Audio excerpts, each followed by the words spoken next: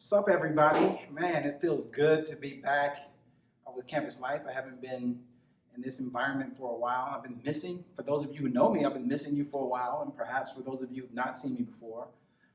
My name is Romel, man, and I'm just excited to be talking to you today. As I think about just the world and everything that's going on right now, there are a whole lot of us that are going through some difficult times, particularly in my own life.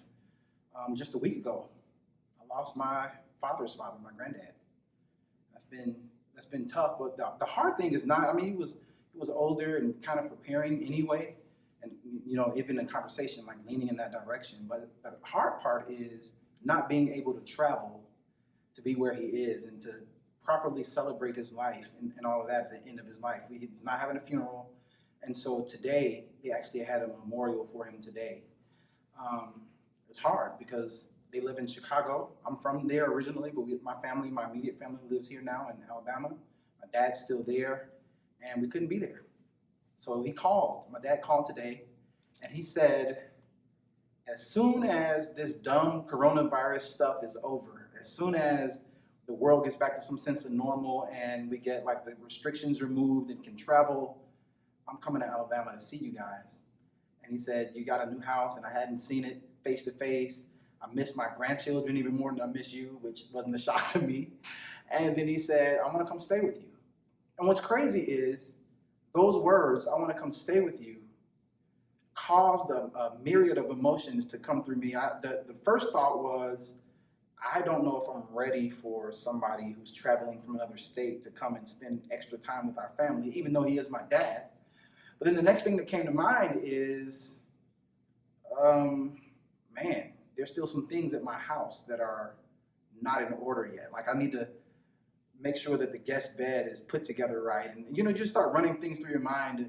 And I know that the weird thing about it is my dad is my dad. He knows me. So he knows that my house is not going to be the messiest ever.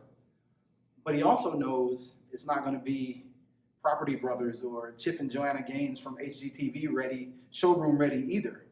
Yet and still, I know that he knows that, but there was this nervousness about, I want to make sure everything's in order when he comes. And as I was thinking through that whole idea, the way my mind works is when my life goes through any kind of situation or I have a storyline that's playing out, usually a song or some kind of soundtrack, a story, whatever comes to my mind that's similar to what I'm experiencing. And right now, in that moment, thinking through my dad saying he's going to come stay with me, a story did come to mind. It's found in the Bible, in the book of Luke, chapter 19. It's a story of a guy whose name is Zacchaeus. Now, I'll tell you off the top. When my dad said he was coming to stay with us, he said it's not just going to be him. It's going to be my aunt Sherry, his youngest sister. It's going to be her husband, Chico. Now, Chico's name is Lavelle, but we call him Chico. And to be honest, in my community, especially in my family, nobody goes by their real name anyway. Everybody has a nickname. And so when I read the story about Zacchaeus, I can't keep on saying his name. I got to call him Zach because that's just what we do. And so the story is that Zach, who is a rich guy, he's a tax collector, and he hears that Jesus is about to come through where he is. And Zach, being a short guy, says, man, I want to see him, but there's a crowd of people waiting for him. So I'm going to just climb up this tree, this sycamore tree. I'm going to climb up so that I can get a good view of him when he comes through. I don't know him, but I want to get to know him because, everybody's talking about him. Everybody's waiting on him. So Zach climbs this tree, and lo and behold, Jesus comes through just like everybody said he would. And when he approaches where Zach is, he looks up in the tree and says, Zach. Now, Jesus said Zacchaeus, but Zach, I need you to hurry up and come down. Today, I'm going to come stay at your house. I can imagine, now it doesn't say this, but I can imagine immediately what runs through his mind. If he's anything like me, it was the same thing I thought with my dad. Like, dude, you can't just tell me and spring on me that you're going to come stay with me. Like, there's a whole lot of stuff I need to get in order. And my life, I don't want to bring you into that right now. Give me some time to get things in order. But instead, story says that Zach came down in a hurry, and he was excited. He greeted Jesus, and of course, we know Jesus stayed at his house. And so thing that comes to my mind is the story says that Zach didn't know him. Yet when Jesus approaches him, he says, Zacchaeus, I need you to come down, which means he knows me. So if he knows my name, then he knows my fame, meaning he knows how I make a living. I'm a tax collector. And if he knows my fame, then he knows my game, meaning then that the reason why I got rich is like other tax collectors. We skim, we make people pay extra, and we keep it and pocket it ourselves. Yet and still, that Jesus who knows my name and knows my fame and knows my game just told me, come down from the tree because I want to come stay with you. Why would he want to come stay with somebody like me? I don't get it. The truth of the matter is Jesus understood that, okay, Zach, you're in the tree and you finally get to see who I am. But if we're ever going to be in relationship for real and you're going to get to know who I am, I got to come stay with you and we need to be in an intimate relationship. That idea is what I want to ask you guys today. It is, yes, you have mess maybe at home. And when I say home, I don't mean in your house. I mean in your in your house, in your life.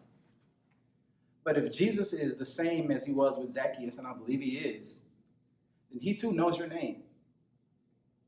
And I believe he's saying right now as I'm speaking to you in your heart, I believe he's saying, come down from your tree. In other words, don't be distant from me. I don't want you to just see me. I want to get to know, I want to be in a relationship with you. Come down from whatever it is you have going on in your life, or whatever it is that's keeping us distant, and let's spend some time together. So before I go, I just want to leave you with a challenge to think through the areas of your life that if in fact he is saying, I want to come be with you today, what are the barriers you have or the ideas that are stopping you or saying, I need to clean this up or I need to get this together? Get that stuff out of your mind. He knows you. He wants to spend time with you because he loves you. He has your best interest at heart. Well, we hope you guys enjoyed this today. And Zacchaeus came down from the tree because Jesus invited him to be known and to get to know him. As a change of pace today, we wanted to end this Clubcast with a message from a few of our leaders of the invitations that Jesus gave to them to get them out of the tree like Zacchaeus. Check it out. Jesus said to me, "Come to me if you feel empty, because I can fulfill the longings of your heart." There's no place high enough, deep enough, or dark enough for you to go that I won't find you. You don't have to pretend to be wanted. You don't need affirmation from people. You are already perfectly loved and accepted. What if I told you the life you're living will never satisfy you, but I can give you abundant life? What if the pain of changing is less than the pain of staying the same? You've thought that the search in your life has been to find something that will never let you down, but it's always been about finding me, the only one who never will. Let go of your fear and follow me.